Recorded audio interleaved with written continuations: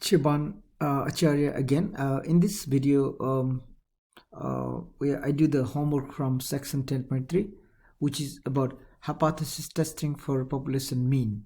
And if you remember 10.2, we did hypothesis testing for population proportion. This is for population mean. Again, for your reference, I can tell you population mean has a symbols mu. Okay.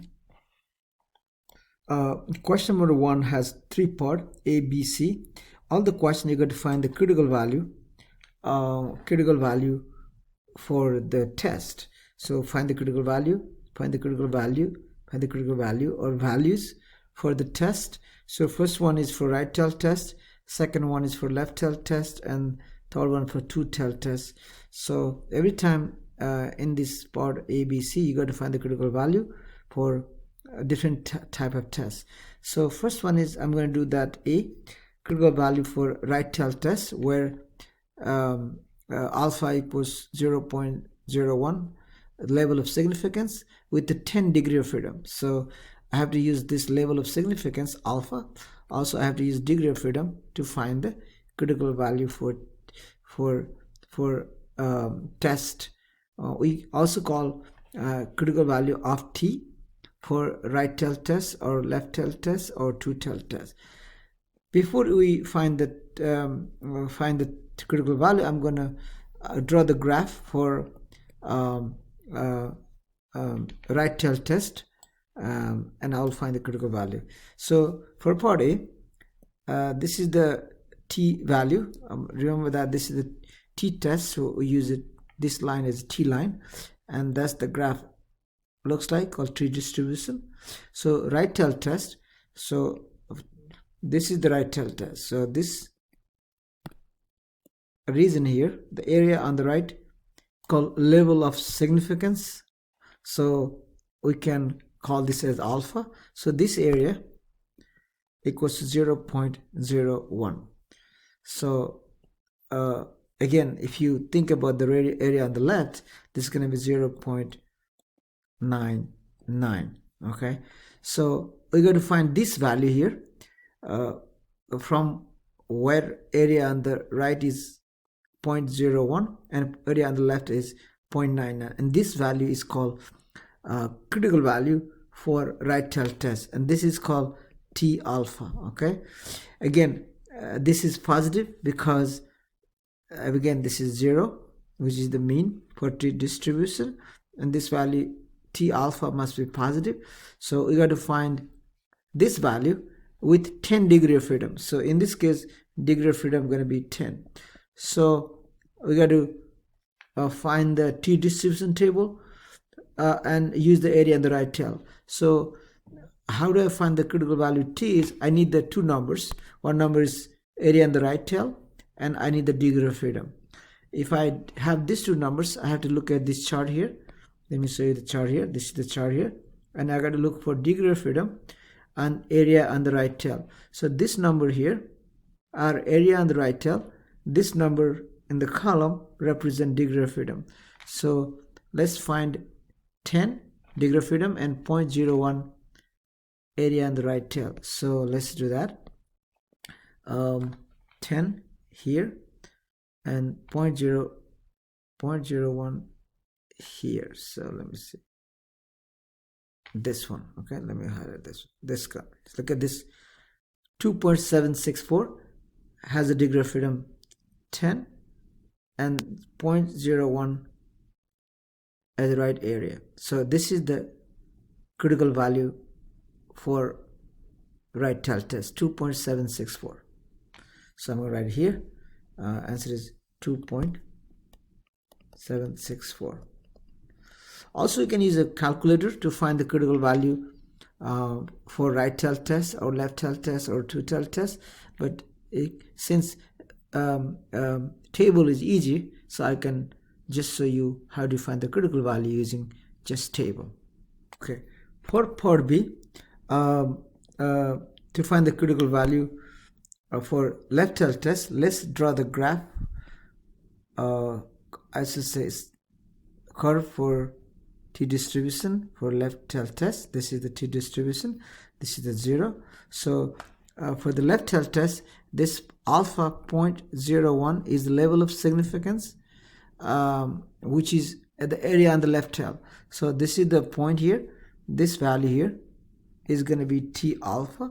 This is the critical value for left tail test, and obviously this is negative value because it is less than 0. So this is the area which is level of significance. This value going to be 0.01. Okay, to find the critical value, this one for the left tail test, and again the degree of freedom here is how much? Let's say sample size is 15. So in this case, for part B, n equals to 15. So degree of freedom going to be 15 minus 1, which is 14. So I'm looking for 14 as a degree of freedom and 0.01 as an area. But notice that this is the left area. But you can think as this is the right area and find the critical value, and whatever value you get, make it negative. That's how you get it. So let's look 14 degree of freedom and 0.01 as a right area. Let's look at this one here. 14 as degree of freedom here, and the area is 0.01. So and then let's see, I think this is the critical value. So the critical value is going to be negative 2.624. That's what it is. Okay, so I'm going to use that again, but 0.01 is left area, but I use this as a right area, so I find the critical value. But since critical value is going to be negative, I'm gonna use negative critical value, which is negative 2.624. So here negative 2.624. So this is the critical value for left tail test. Now two tail test, you're going to have two critical value. This is the t-distribution, this is the curve, and this value here t alpha over 2, which is negative, and this value here is t alpha over 2. So you have a two tail test, so you have two critical value, and this is half of the alpha, this is half of the alpha. Note that alpha is a total area on both tails. So total area is here is 0.10. So this plus this can be 0.10. So each area, I should say area on each tail, area on each tail equals to 0.10 divided by 2, which is going to be 0.05. So this area is going to be 0.05, this area is going to be 0.05. okay, but you need the degree of freedom. What's the degree of freedom here? So since sample size is 11 in the part C, so I'm doing part C by the way, so df equals to n minus 1, which is 11 minus 1, which is 10. So what I'm going to do here, I use this 10 degree of freedom and 0.05 right area to find this critical value on the right. So let's do that. Let's clean this up here. So again, where's the number I have to use? 0.05, which is area on the right tail, and 10. Okay, 0.05 and 10. 0.05 here, 10 here. So 10 here, 0.05 here. So 1.812, that's the critical value. I should say right critical value on the two tail test. So this value is going to be 1.812. Another must be negative 1.812. And how do you write the answer? You write both separated by the comma, or you can do plus minus 1.812 These are the two critical value for two-tail test. Okay, so let's say question number 2. Consider the hypothesis below, and you have a parameter here is population mean. H0 mu equals to 70, H1 mu is less than 70. So this is called left tail test, right? I should say LTT, left tail test. So they are given X bar, sample mean is 65.1, S equals to 10.3, N equals to 30, and alpha, which is the level of significance, is 0.05. So the question asks you what conclusions should be drawn, and there is a bunch of the question in this part A, and also you have to find the p-value using a technology. Here we use a calculator as a technology. So again, you got to find the critical value here. First, we did before. I'm going to show you how to do it in this question as well. So, and you got to find the test statistic, and you got to draw the conclusion, and you got to also find the p-value. So before I do critical values, I want to draw the curve first. Okay, so that's the curve looks like. This is the t here because it's the t distribution here. Okay, so this is the left tail test. So left tail test has this curve here, and this area is level of significance. What's the value of this? This is going to be 0.05 here. So, and I'm going to find this value here. This is called critical value, which must be negative. We might call negative critical value, negative T alpha. So to find this critical value using the table I showed before, I need the degree of freedom. What's the degree of freedom here? df equals to n minus 1, which is 30 minus 1, which is going to be 29. So again, this is 0 here in the middle, which is mean for t distribution. So this has only one critical value because this is the left tail test, and which is negative critical value. So how do you find it? I think I did one in the question number 1. You use 0.05 area. Again, this is the left area, but you can use this as a right area, and you, whatever answer you get, you make it negative because the critical value must be negative. So use this area,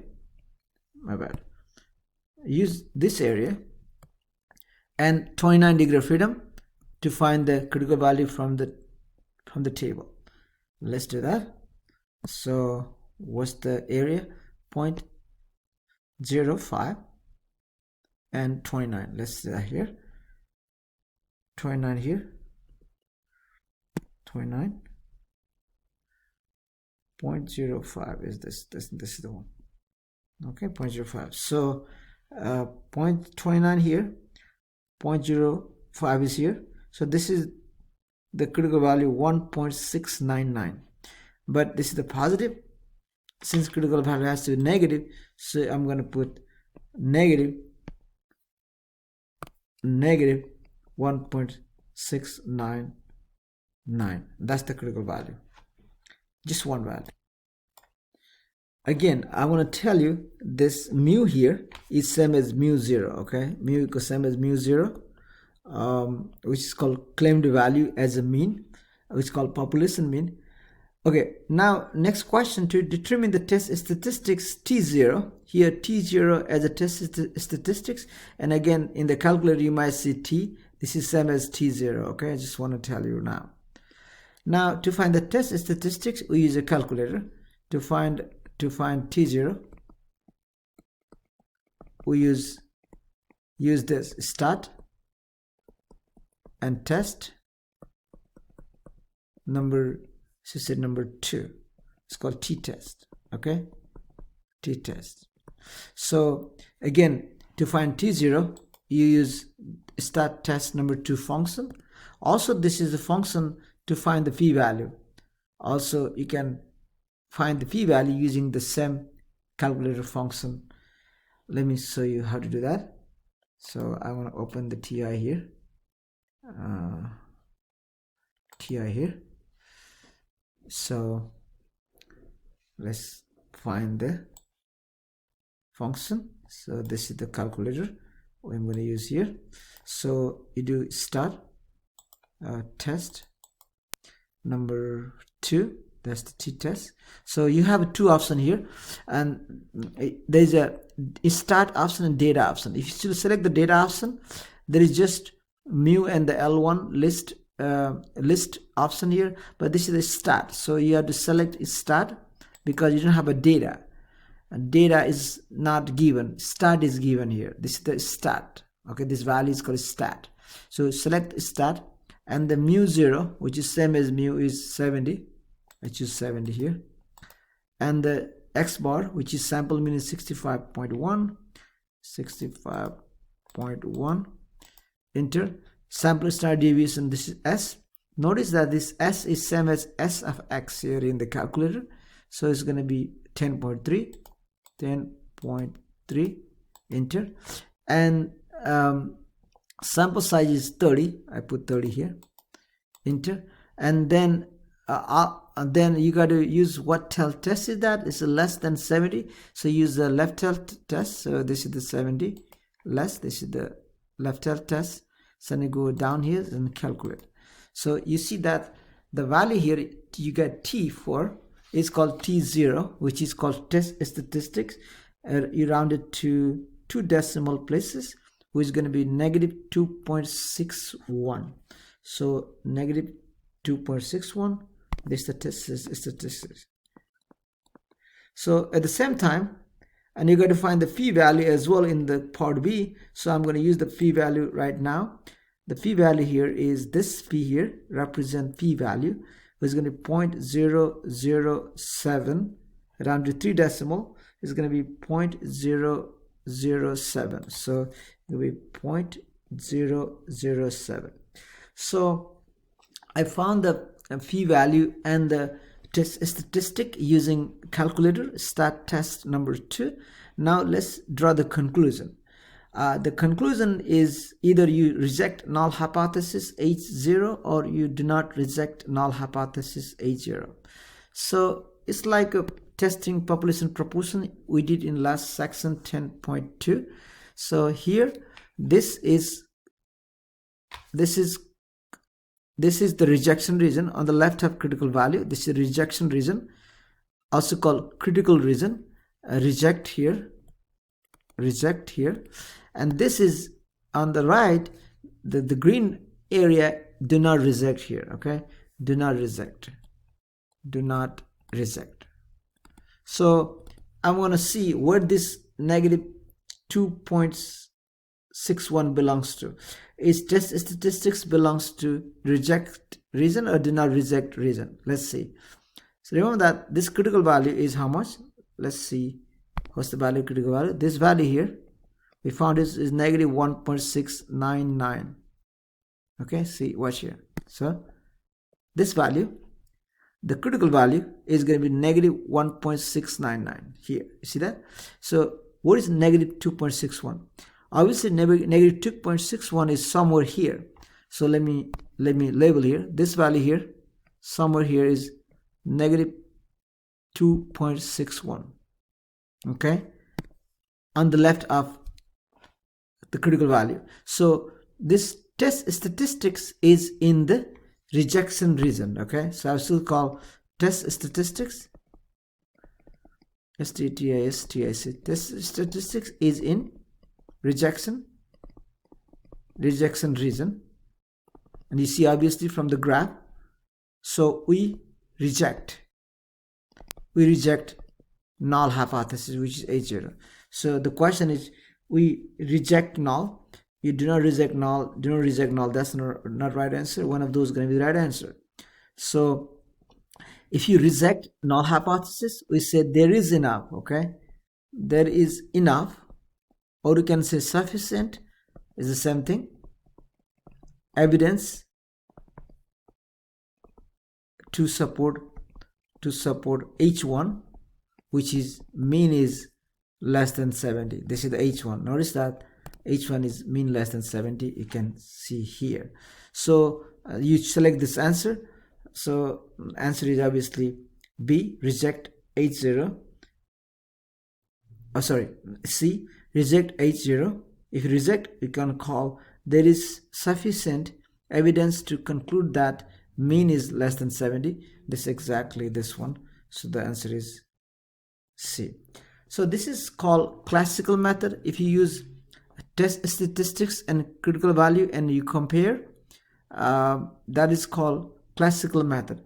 But the p-value method also, you can test the hypothesis. P-value method, what's the p-value method tells you? You compare p-value and the alpha. What's the p-value here? 0.007. What's the alpha? We have the alpha is 0.05, 0.05. So you notice that p-value is obviously less than alpha. So if p-value is less than alpha, we reject null hypothesis. Okay, because p-value is less than alpha, we reject the null. So that's how you check either p-value method or it's called classical method. Again, this method is called classical method. You get the same conclusion. That's the question number 2. All right, question number 3. Okay, this is similar to question number 1. Sorry, question number 2, but it has two-tail tests. So I'm going to do that as well. So consider the hypothesis below. This is called two-tail test because of not equals to. Again, you're looking for critical value and test statistic and the conclusion and the p-value. Okay, all the same thing as we did before. So before I solve the question, I want to find the critical value here. So, and remember the answer instruction, round to the 3 decimal places as needed, write the numbers in the increasing order, comma, use comma to separate the answer as needed. So when you write the answer, you write the smaller number first and bigger number second. Remember that this has 2 critical value. This is two-tail test. So this test is called two-tail test. So how you do the critical value? Here you go. You can draw the graph first. This is the t, and that's the curve here. So this is value is negative t alpha over 2. This is the one critical value. Other critical value going to be here, t alpha over 2. That's the other critical value. It's just the symbols for critical value. This is the left critical value. This is the right critical value. Left critical value is negative. Right critical value is positive. So now this area here and this area, total area is alpha. Okay, total area is alpha. Total area equals to alpha, because alpha is in the area on each tail. Since you have a 2 tail here, then total area going to be alpha, which is going to be 0.05. So this area going to be half of 0.05, which is going to be 0.025. Okay, and this area going to be 0.025. Again, half of 0.05 is 0.025. Okay, now again, let's see the statistic here. That's the statistic, and where n equals to 25. So n equals to 25. So what's the degree of freedom? Degree of freedom is going to be 24 because n minus 1. Now I will find this right critical value using 24 and 0.025 right area using the table. Again, this is the common routine. That's what I do every time. I use a right area and the degree of freedom to find the critical value. Let's go back here. Right area is 0.25 and critical value. How much critical value again? Critical value is 24.025. Okay, let's see that. 24 is here. 24.025. Let's see here. Okay, let's go back here. 24. 0.025. Here it goes. So this is the critical value. Let me see here. This value going to be, this is the value, which is going to be 2.064. okay, again 24 degree of freedom, 0.025, the critical value is going to be 2.064. so I'm going to write that here. This value is 2.064 positive, obviously, and this is going to be negative 2.064. okay, so how do you write the answer? When you write the answer, you write negative 2.064 comma positive 2.604. that's how you write the answer as a critical value. So I did critical value first part. Now let's determine the test statistics T0. I use a calculator for that. Again, the same function. I use stat test number 2 to find the test statistics and the p-value. So I'm going to use that again. So I'm going to do stat test number 2. So again, you choose start option here. The mu is 50 and the x bar here is 55, which is sample mean. Sample standard deviation is 20. N equals to 25. Enter. No, enter. Next row. Now remember that this is two-tail test, so you have to select the first option, not equals to. That's the two-tail test, and you go to calculate here. So if you enter, you get the value test statistics T equals to 1.25. so 1.25 is T0, 1.25, which is same as T. T0 is same as T. Again, notice that calculator has just T, which is same as T0, called test statistics. Now it should have a p-value there as well. The p-value is going to be 0.223. okay, rounded 3 decimal places, 0.223. that's the p-value. Now to draw the conclusion, you can use any method. Let me use p-value method first. okay, p-value and alpha, let's compare these two value. P-value going to be 0.223. the alpha here is 0.05, so alpha is 0.05. so obviously p-value is greater than alpha. If p-value is greater than alpha, you do not reject. okay, do not reject null hypothesis. That's the conclusion by p-value method. okay, I'm going to use, I did use p-value method. It's called p-value method. Now to check by classical method, I got to use test statistic. So notice that this is the rejection region. The red one is rejection region. Reject here, reject, and this is the reject. And this middle one is called do not reject. okay, don't reject. So now I want to see where this T0 belongs to. So T0 belongs to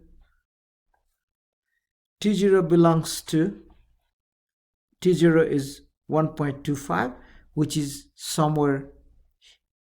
This is, remember that this value is 2.064. okay, this value. So what is 1.25? well, 1.25 is somewhere here. okay, this value here is T0 equals to 1.25. so 1.25 is here.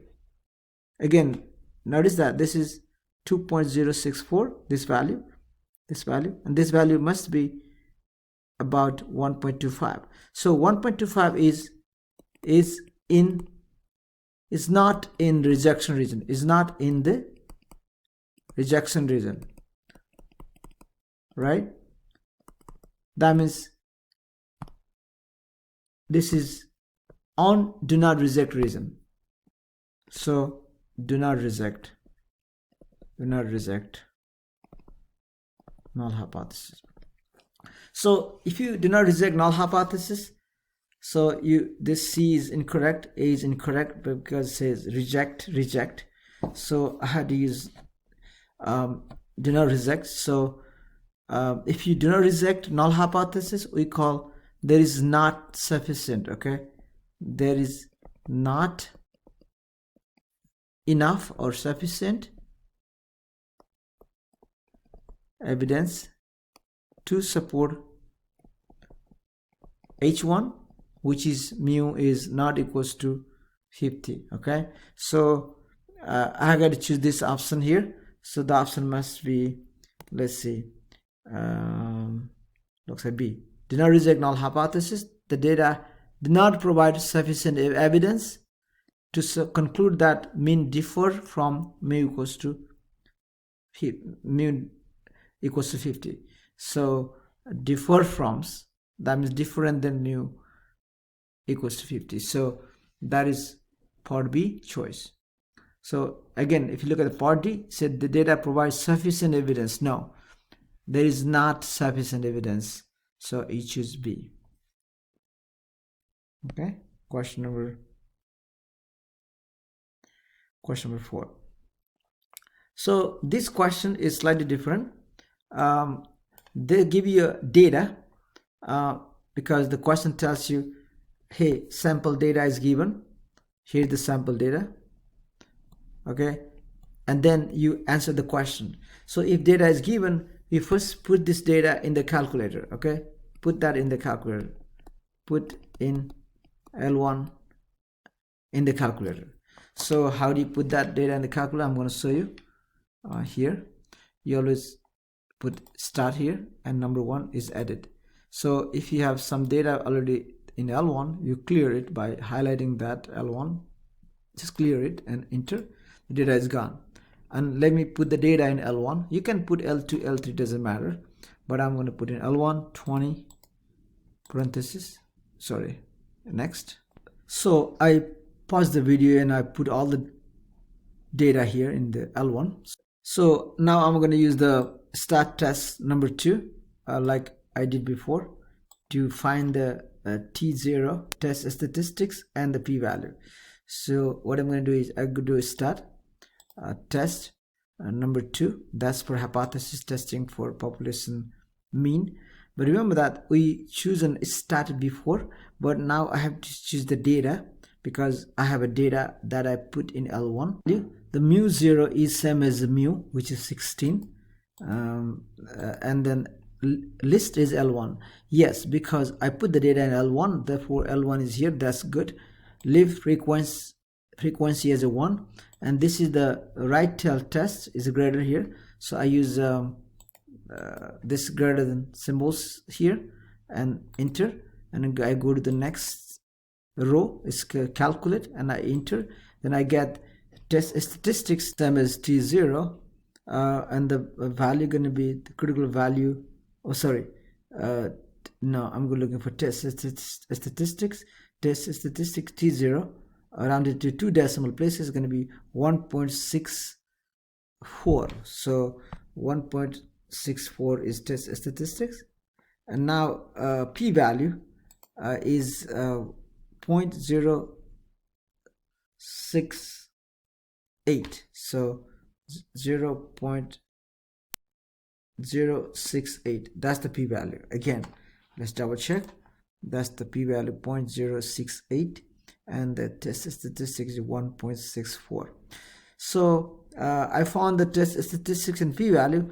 Now let's see will you reject or do not reject, and I won't go back to the critical value. Okay, so let's draw the conclusion.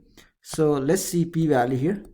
The p-value is going to be 0.068, and the alpha here is, where's alpha, is 0.10. So you notice that p-value is greater, no, p-value is less than alpha. Okay, p-value is less than alpha because 0.068 is less than 0.10. So if it is less, you reject reject null hypothesis, or H0, okay, reject null hypothesis.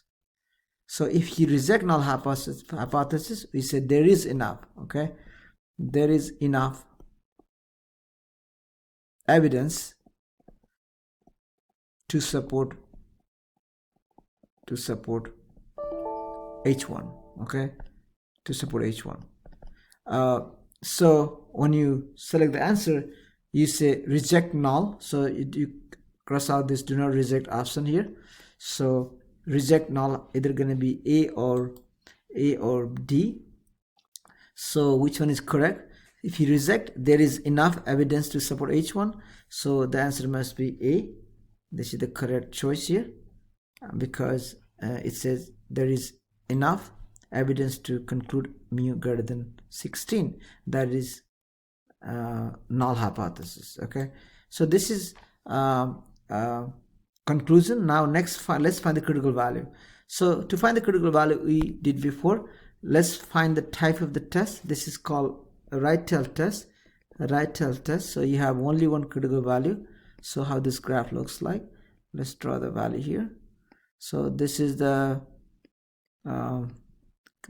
T alpha. That's what I'm looking for. This is the critical value, because this graph of this right tail test looks like this, and this is the area on the right, which is given as alpha 0.10. So this area is going to be 0.10. This is alpha. Okay, this is the alpha. So again, to find the critical value, you need a right area, which is 0.10, and degree of freedom. What is degree of freedom? Degree of freedom equals to n minus 1. What's the n value? 1, 2, 3, 4, 5, 6, 7, 8, 9, 10 data. So it's going to be 10 minus 1, which is 9. So I'm going to use 9 and the 0.10 to find the critical value T alpha. Let's use that, 9 and 0.10. Okay, let's find the table. 9, here you go. 0.10 here. Let me erase this here. 0.10 here, 9 here. So I'm gonna see here, this is the value. Okay, you see that? This is the value. Again, 9 degree of freedom, 0.10 area on the right tail. This gives you 1.383. That's the critical value. So this critical value is going to be 1.383. 1.383. Now, okay, we already draw the conclusion by p-value method. Also, we can use a classical method to draw the conclusion. How? Watch this one. This is the rejection. Sorry, that's not reject. Let me see. This is do not reject. Do not reject here, the green area. That here is reject. Okay, this area reject here. Reject. So if you look at 1.64, 1.64 is again this value here, T alpha equals to 1.383. see this one here. Let me see, the critical value 1.383. so 1.64 must be somewhere here and the rejection region, so we reject the null hypothesis. That's the other way to see if you reject or do not reject. Did you get that? Again, 1.64 is to the right of 1.383 here somewhere on the rejection region. So remember, this is the rejection region, so you reject null hypothesis. Okay. Question number 5. Several years ago, the mean height of women 20 years of age or older was 63.7 inches. So the number here, 63.7 inches, is the population mean, which is the claimed value. So mu equals to mu 0, the same thing, equals 63.7 inches. I don't have to write the inches. Suppose that the random sample of 45 women who are 20 years age or older today results in a mean height of 64.2 inches. So here the given here is n value, which is sample size going to be 45 women, and those 45 women has a mean height x bar, which is sample mean equals to 64.2 inches. Okay, I didn't write the inches here. Again, looks like the sample size 45 has a mean 64.2 inches. So it looks like bigger than population mean, right? So part A says state the appropriate null and alternative hypothesis to assess whether the omens are taller today. So taller today means greater than. So the omens are taller today, that is alternative hypothesis. So when you write the hypothesis, you write H0, the mean equals to 63.7 inches. H1, mu is greater than 63.7 inches. So this is the null and alternative hypothesis for this question.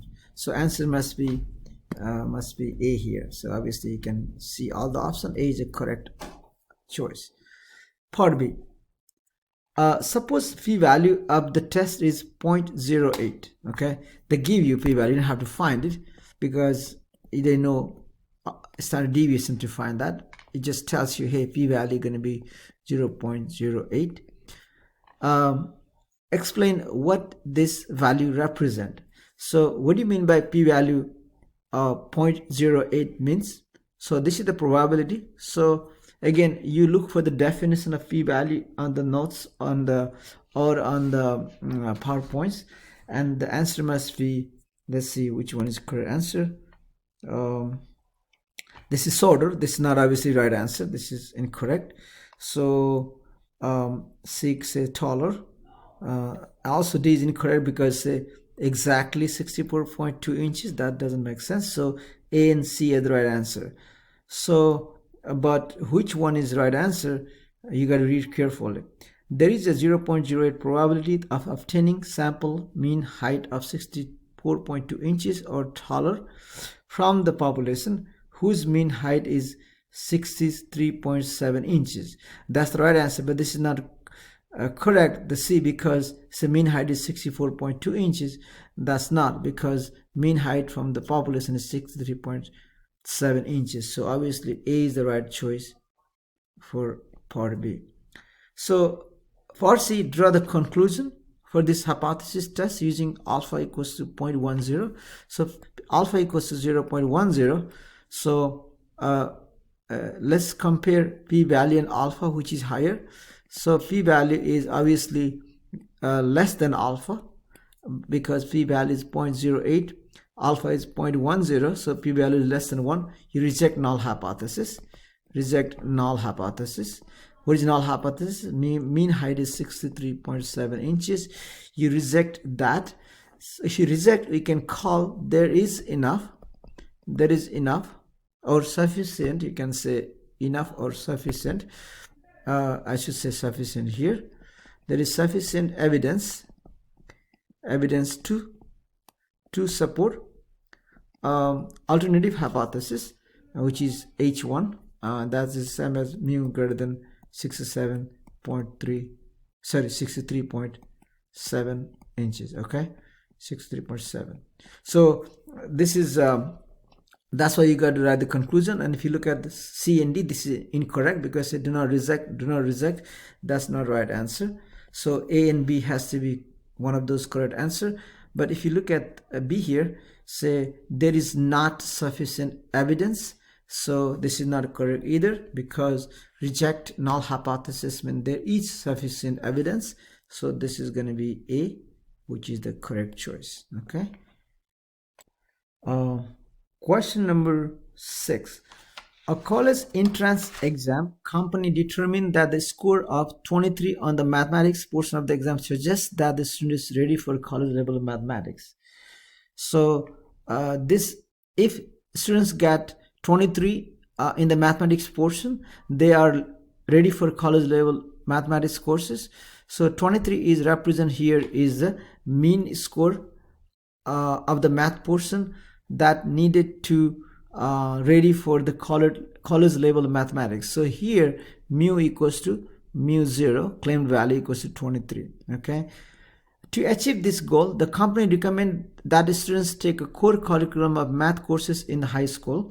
Suppose that simple random sample of 200 students who completed this course set of courses results the math mean score of 23.6 on the college level entrance exam with the standard deviation of 3.6. So here you have a information n equals to 200 samples, suppose a random sample of 200, and among these 200 people the mean score of the math portion is going to be 23.6 inches and the standard deviation is going to be 3.6 inches. You can S equals to 3.6 inches. Okay, do these results suggest that the students who complete the core curriculum are ready for the college level mathematics, or are they scoring about 23 on the mathematics portion of the exam? Is that data suggests that is there enough evidence to support they are scoring above 23% in the mathematics portion? So here above 23 means obviously greater than 23. So this above gives you alternative hypothesis. So when you write the hypothesis, you write H0 mu equals to 23. That is the claimed value. That's the null hypothesis. H1, the mu is greater than 23 because above here. Okay, so now there's a couple of part here. State the hypothesis, which is null hypothesis and alternative hypothesis. I already did that. This is the null hypothesis and alternative hypothesis. That's the part A. Part B, verify the requirement for from using T distribution satisfied. So there is a couple of requirement. Again, you read the PowerPoints or the textbook. There is a criteria. The first criteria is random must be sample must be random. So A is the criteria must be satisfied. That's the requirement, because the question tells you suppose a random sample of 200 students who completed this course set of courses. So the question already tells you sample is random, so this is satisfied. And also the sample we choose are independent of each other. That's another criteria. So you pick D.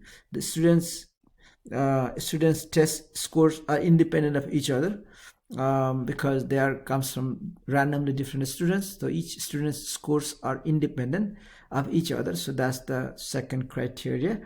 Another criteria going to be sample size is larger than 30. Since sample size is large, this is the other criteria. If the population is normal, you don't need sample size greater than 30, but it doesn't tell you population is normal or not normal. So we expect sample size must be greater than 30. So for this part B, A, D, and E are the correct choice. Okay. So now use the p-value approach, alpha equals to 0.10 level of significance to test the hypothesis in part A. So here, to test the hypothesis, again we use stat test number 2 like we did before. So let's put in the calculator. Here's a calculator. Let me do that here.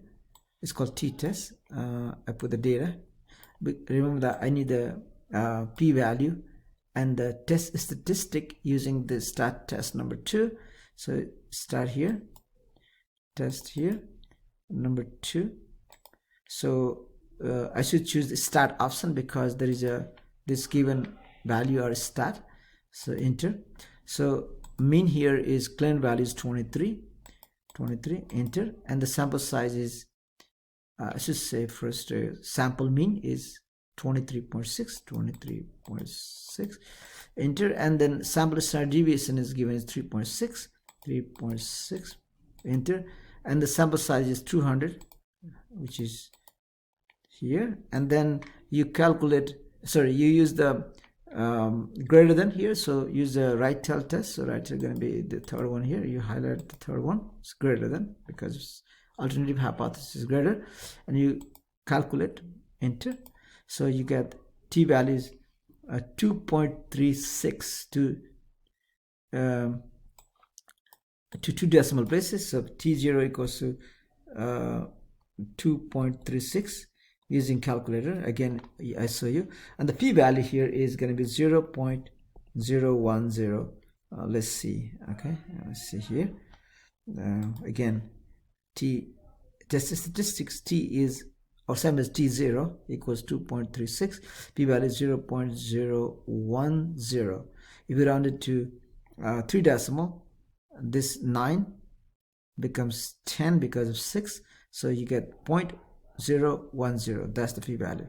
So it tells you use the p-value method, use p-value approach to draw the conclusion. Okay, so let's compare the p-value in alpha, p-value, and you have to compare. P-value going to be 0.010, alpha equals to 0.10, 0.10. This is 0.01. So obviously p-value is less than alpha. So if p-value less than alpha, reject null hypothesis, right? Reject null hypothesis. What's the null hypothesis? Mu equals to 23. Okay, so if you reject, we can call there is enough. There is enough. There is ENOUGS. Again, you can say sufficient for enough. Enough evidence to support alternative hypothesis, which is going to be mu is greater than 23. So you pick the, or you choose the answer. So we say reject null hypothesis, and the claim there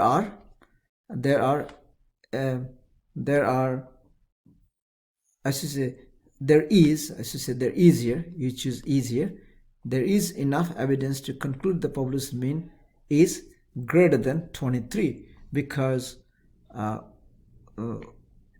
is enough evidence to support the alternative hypothesis. So I should say there is sufficient evidence to conclude the population mean is greater than 23. This one. Okay, that's the part D, which is conclusion of the test. All right, question number 7. Okay, in a study, researchers wanted to measure the effect of alcohol on the hippocampal region, the portion of the brain responsible for long-term memory storage in adolescence. So they want to measure effect of alcohol in that particular region of the brain. The researchers randomly select 24 adolescents with the alcohol use disorder to determine whether the hippocampal volumes in alcoholic adolescent liver are less than the normal volume of 9.03 centimeter cube. So here n equals to 24. So normal volume are supposed to be 9.02 centimeter cube as a mean. So here mu equals to mu 0, which is same as claimed value, is 9.02 centimeter cube.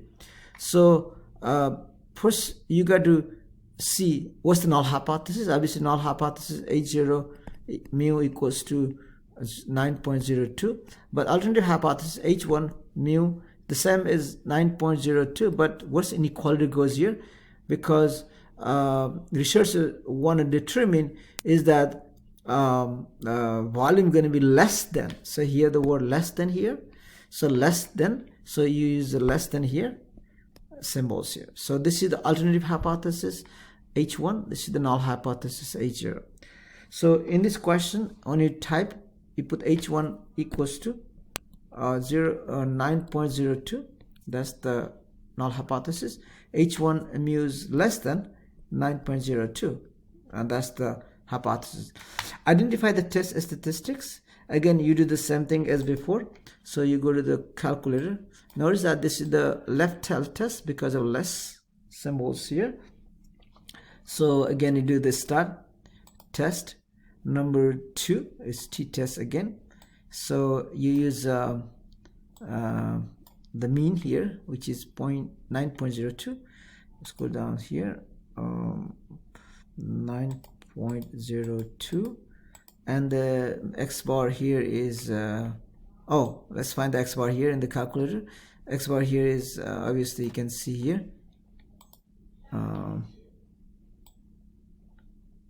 x bar here is 8.13, 8.13, enter. So the mean here, let's find the mean here. Oh, sorry, standard deviation is 0.7. That's the sample mean, we put it there. Standard deviation is 0.07, sorry, 0.7, enter. And the sample size is 24 adolescents, that's where randomly selected, 24, and enter. And this left tail test, so you use a less than inequality, this one, select this one and highlight, and you do calculate. So you see that our t-value, this is called test statistics, is going to be negative 6.23, okay, rounded to 2 decimal, negative 6.23, negative 6.23, and the p-value is going to be very, very less because of negative 6 as a e to the power negative 6, and the p-value, that means you move the decimal 6 units to the left. So if you round it to 3 decimal places, it's going to be 0.000, because it's basically 0, okay? Remember that that means you move the decimal 6 units to the left. That means 0.00001. That's pretty much 0 when you round it to 3 decimal places. So what's the conclusion? So conclusion going to be again p-value and alpha, you're going to see that which is higher. P-value is 0, alpha is 0.01, so p-value is less than alpha, so you reject, okay? Reject null hypothesis. So we call reject the null hypothesis. That's you select here, reject the null hypothesis. So if reject, you can call there is sufficient evidence to conclude the claim that the mean hippocampal volume is less than 9.02. But notice that this is the alternative hypothesis. There is sufficient evidence to support alternative hypothesis, which is mu is less than 0.02. Okay, that means mean hippocampal volume is less than 9.02. Okay, that's the question number 7. Question number 8. I just write the hypothesis and the information. You guys just put in the calculator to find all this test statistics and p-value and draw the conclusion like before. The test and the information we have in this question. A credit score is used by the credit agency to assess the credit worthiness of the individual. Values range from 300 to 850, with the credit score over 700 considered to be quality credit risk. According to the survey, the mean credit score is 701.7. So this is the mean value. So whatever you see, according to the survey, the mean credit score is 701.7. That's the population mean. So mu here equals to mu 0 equals 701.7. A credit analyst wonder whether the high income individual had higher credit score. You see that word higher here? The higher means greater. So credit analysts wonder if the credit score is higher than 701.7. That's what the credit analysts wonder. So you guys see that 80 here, obviously mu equals to 701.7, but H1 mu is greater than 701.7, because the credit analysts wonder, is this credit score is higher than the mean, population mean. So this is the null hypothesis and alternate hypothesis.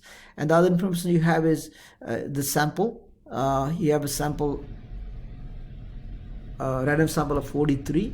So I say n equals to 43. N equals to 43. In 43 sample, they found that the sample mean credit score is 717.5. So X bar here is 717.5, and the standard deviation of this sample 43 credit score going to be 80.7. And so use this information in the calculator to find the test statistics and the phi value, and you guys draw the conclusion just I did before. Okay, that's the similar to other question. I'm not going to finish that. Again, you use start test. Number 2 option, to find, use to find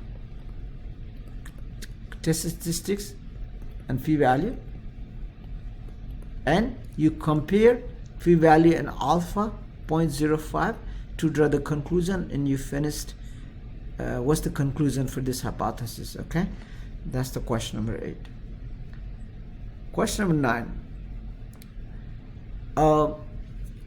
Again, this is similar. I'm going to give you the information here so you guys finish yourself. It has been long been stated that the mean temperature of the human is 98.6 degree Fahrenheit. So that's the mean human temperature. So this is the mean value of the temperature of the human. Mu equals to mu 0 equals to 98.6. That's the mean temperature. However, two researchers currently involved in the subject through that the mean temperature of the human is less than 98.7 degree Fahrenheit. You see the word less than here. So that gives you alternative hypothesis. Two researchers believe that the mean temperature is less than 98.6 degrees. So, and again, you see that A0 equals mu, A0 mu equals 98.6, and H1 mu, which is what the two researchers believe, mu is less than 98.6. Okay, again, this is the left tail test because of less here. So to test this hypothesis, mu equals 98.6, the two researchers measured the temperature of 61 healthy adults 1 to 4 times daily for 3 days, obtaining 275 measurements. Notice that they measured 61 adults, but they found when they do measurement, they did multiple times in a day for 3 days, and they obtained 275 measurement. So here sample size n equals to 275, because this is the how many temperatures they measure among the 61 healthy adults, 275 times. So this 275 is the sample size, not 61. Notice that for a couple of adults they measure multiple times, so total number of sample going to be 275 in this case. So for this 275 sample, the sample mean is 98.4 here, 98.4 here, sample mean, and the sample standard deviation is 1 degree. So S equals to 1 degree.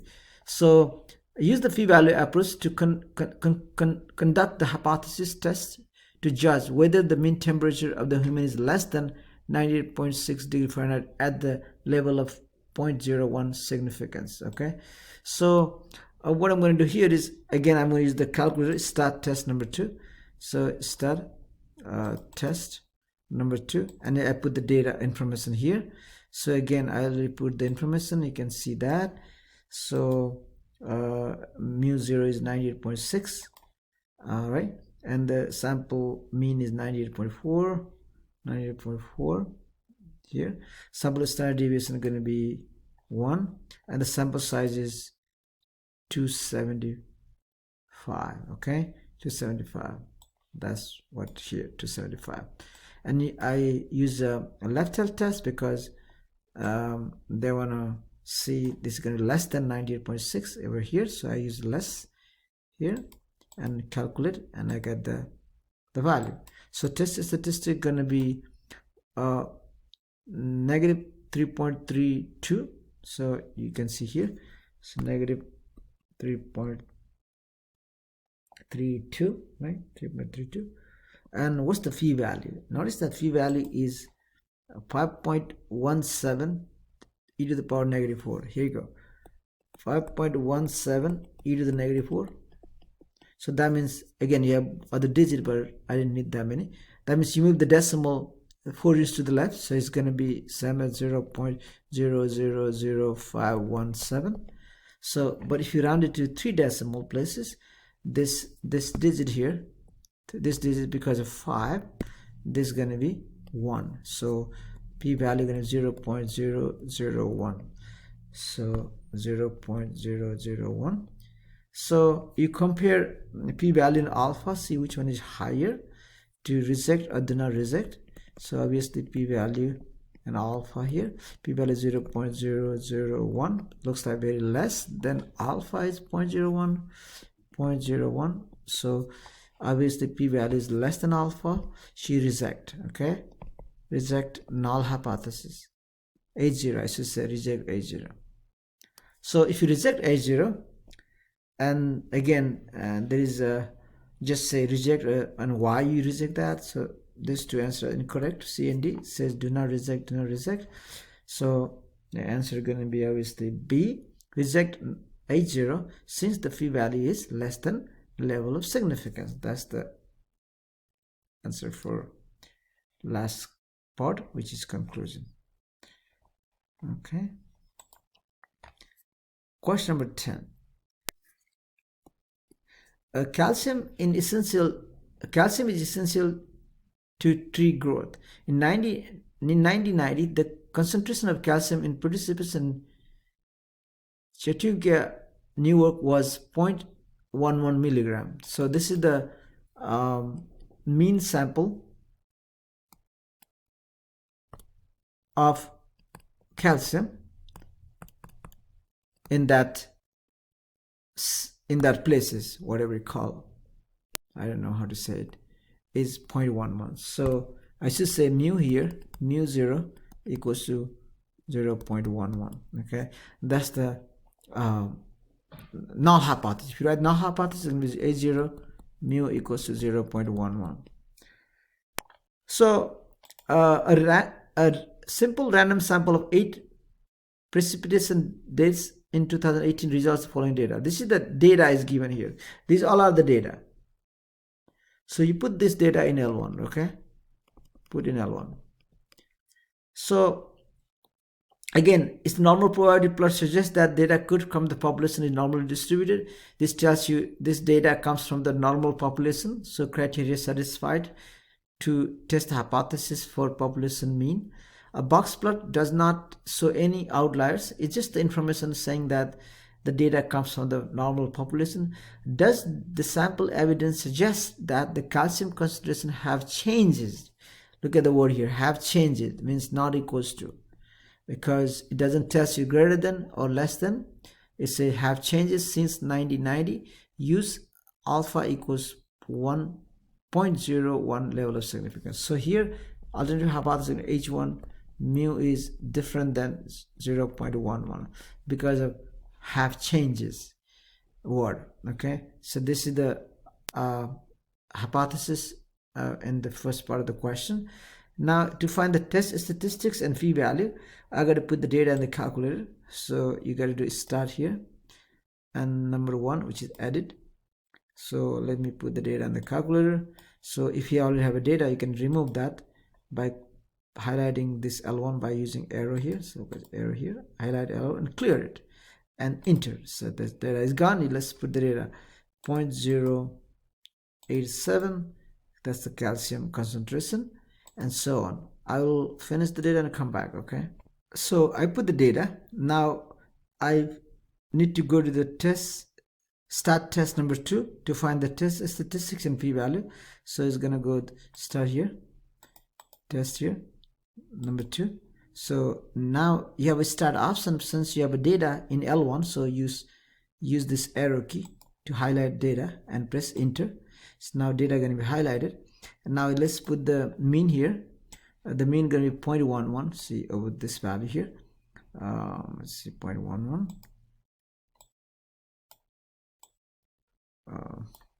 0.11. Enter. So since data is L1, I'm good. You keep this L1 as L1 unless you put data in other than L1. Frequency list is always 1. And notice that this is 2 test not equals to, so you select the first option here, enter. This is selected and go to the calculator and enter. So you get tested statistics t equals to, or t0 equals 1.223, okay, sorry, 1.25. So this is a 1.25,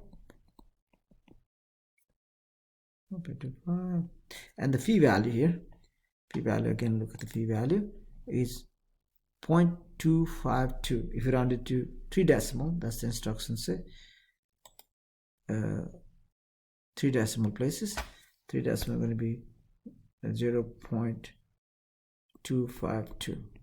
So now you have to draw the conclusion.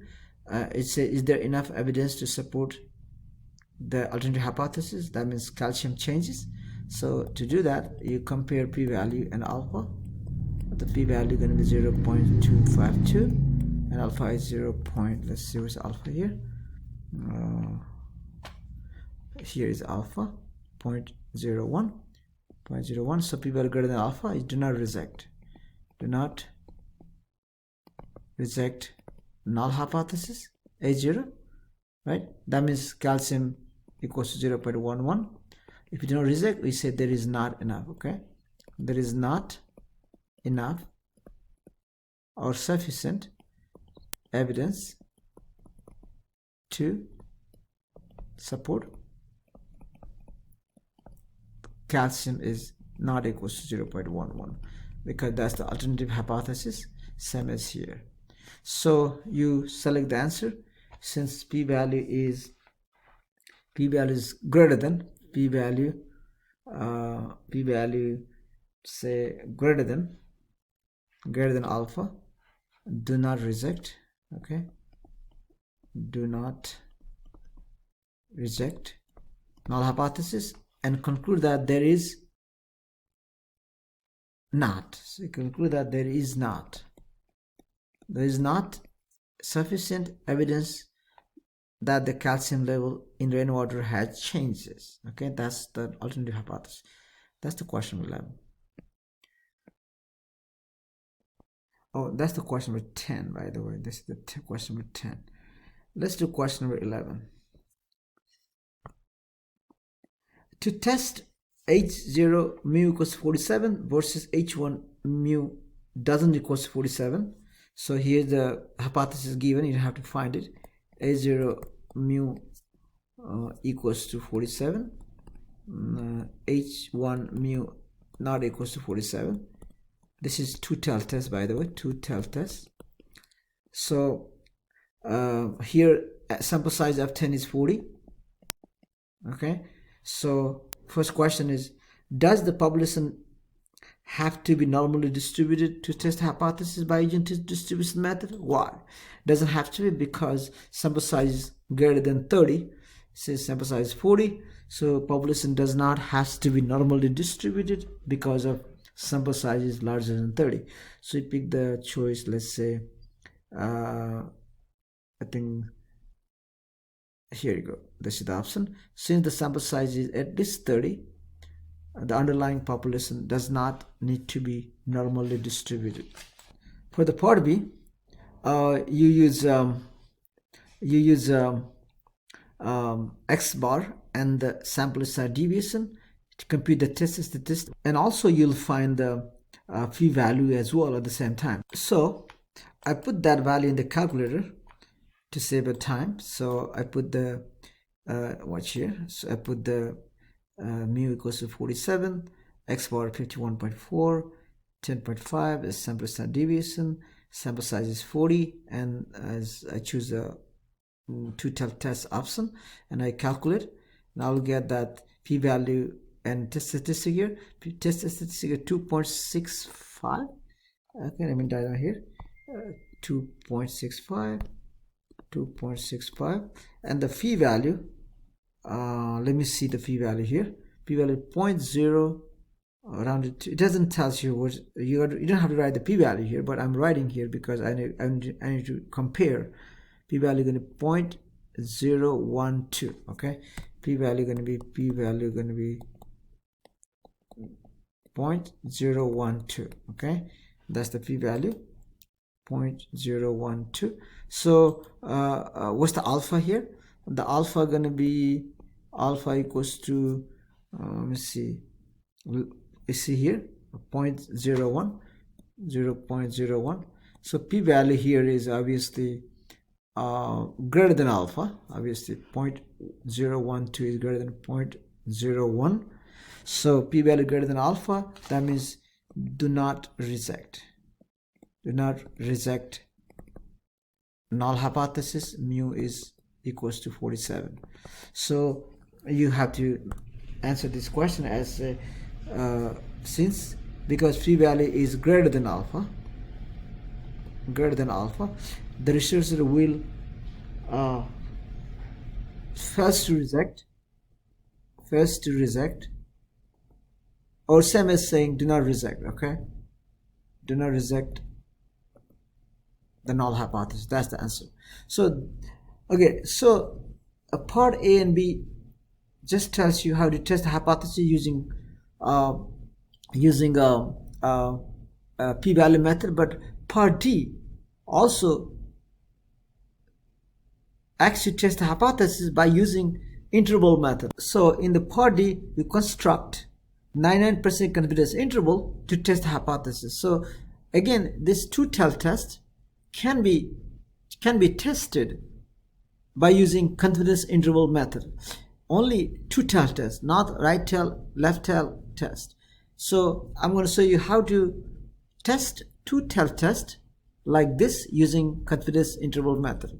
So to do that, I'm going to ask you refer section 9.2. In 9.2, we construct the interval for the mean. Okay, so the function we use to construct the interval for the mean is start test number 8. Okay, this is the start test number 8 is the function to construct the confidence interval for population mean. So let me show you here. You do same as start test. Again, you do start test number 8, right? That's what I say here, number 8. You find number 8, you just click number here. So you have option here, start. So you have a x bar here is 51.4. So sample size deviation is going to be 10.5. Sample size is 40. I will have 40 there. So confidence level is 99. It's 0.99 is there. So that's how you put the data start on the calculator, the given values, and then you calculate and you get the interval. It takes a few seconds. So see 46.904, 55.896. So you rounded to 3 decimal places. That's the interval. This is called lower bound, this is called upper bound. So I'm typing this interval as a lower bound and upper bound in the box. So lower bound is going to be 46.904, upper bound is going to be 55.896. let me see here, 55.896. yes. So now let's see whether you're going to reject or do not reject. Okay, so here's the interval. This is the lower bound, this is the upper bound. So this is going to be 46.904. this is lower bound. This upper bound here is 55.896. so let me color here. This is rejection region, the red one, rejection region here, reject here, also reject. Okay, and the middle one is do not reject. This is do not reject. So now 47, which is the claimed value, is 47 here. Is that inside the, what is the interval 47 belongs to? Is the 47 is inside the interval or outside the interval? Obviously 47 is 46.90 here. So 47 is somewhere here, right? This is 47, right? This is 47. So since 47, the value 47 is inside the interval. So I should say, because the value 47 lies within the confidence interval, we do not reject, okay? Do not reject null hypothesis. So see, in p-value method also, we know that we do not reject null hypothesis by using p-value method. Also, we use a confidence interval method to conclude that we do not reject null hypothesis because claim value is inside the region, inside the interval, which is do not reject region. So you do not reject, okay? That's the question number 11. Question number 12. Question 12 is similar. I'm not going to do that because question number 12 is also, you test the interval using confidence interval. So what I'm going to do here, I'm just writing the hypothesis. You guys test just like I did in the question number 11. So let's see the hypothesis here in this question. 1 year, the mean age of the inmate on the death row was 41.3 years. So this is the population mean. That means mean of all the inmates are in death row. So here mu equals to mu 0 equals to 41.3 years. Okay, so that's the claimed value. So what's the null hypothesis? Mu 0, mu equals to 41.3. Sociologists wonder whether the mean age of the death row inmates have changed since then. Watch the word here, changed since then. Changed means what? Not equals to, right? It doesn't say greater, doesn't say less. So H1 here, mu is not equals to 41.3. So what she does, the sociologists randomly select 32 death row inmates, so n equals to 32, and find that their mean age is 40.1. So she found the x bar is 40.1. This is the mean of those 32 inmates. So x bar equals to 40.1 with the standard deviation of 9.5. So standard deviation equals 9.5. Right? So you write the hypothesis now. This is first part of the question is to write the hypothesis. This goes here, obviously. So now you find the interval, construct 95% confidence interval about the mean. So to construct the interval about the mean, I just did in the last previous question, use start test number 8 to construct the interval, right? And then I'm gonna construct the interval by pausing the video, and then I'll come back. Okay, so let me see here. Where's the interval? Here. Again, I'm going to construct and I'll come back. Okay, so with 90% confidence, the mean age of the death row inmates is between 36.67 years and 43.53 years. Okay, so if you look at this interval, it looks like this. You have 36.67, the lower bound, upper bound is 43.53. So this is the rejection region, reject here, and the middle is do not reject. So if you look at this, the value 41.3, where does this belongs to? 41.3 is inside or outside here? Obviously 40.13 is here. So we say do not reject, right? Do not reject the null hypothesis, because this do not reject reason. Do not reject null hypothesis H0, which is mu equals 41.3. We call there is not enough evidence. There is not enough evidence to support mu is not equals to 41.3. So you choose the right answer from the option. So if you read carefully, the answer must be A. Okay, you can see there is not sufficient because we do not reject. There is not sufficient evidence to conclude mu is not equals to 41.3 years. So this B and C are incorrect because there is sufficient, that's not correct. There is not sufficient has to be. So so answer choice must be A. Since the mean age from the earlier year is contained in the interval, yeah, see, mean age earlier is contained on the interval, right? So there is not sufficient evidence to conclude. All right, so let's see the next question here. Question number 13.